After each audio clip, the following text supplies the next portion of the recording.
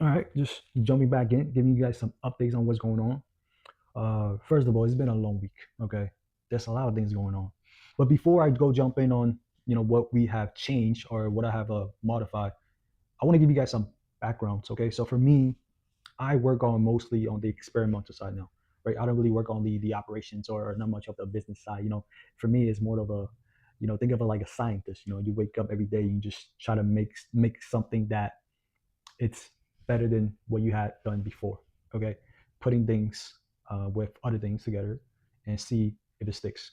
Okay, it's pretty fun, but at the same time, it's like there's a lot of I really enjoy this. I really enjoy exploring the unknown. It's always what I love to do ever since I was little. Okay, so let me tell you guys about last week. Right, so last week we basically made create creative production fully automated to a point where it's good enough.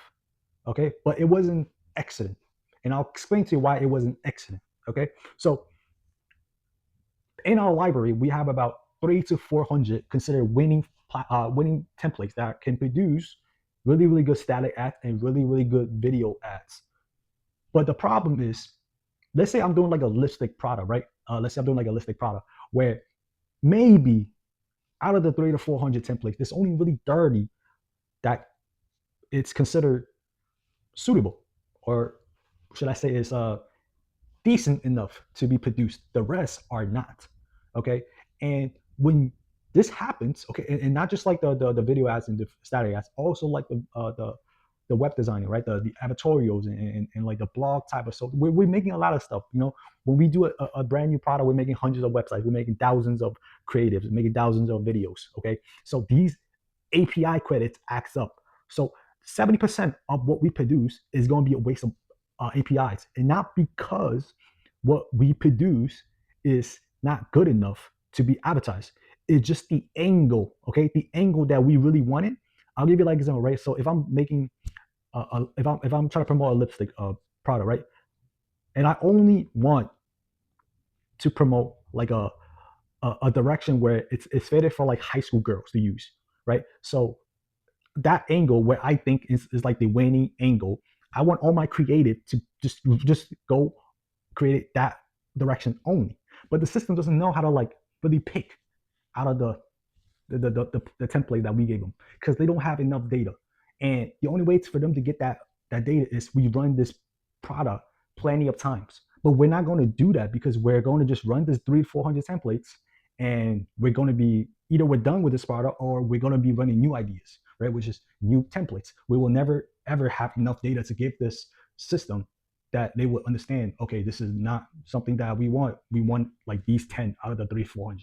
But now I've solved this issue, okay, or should I say I have a better solutions where this is much more better.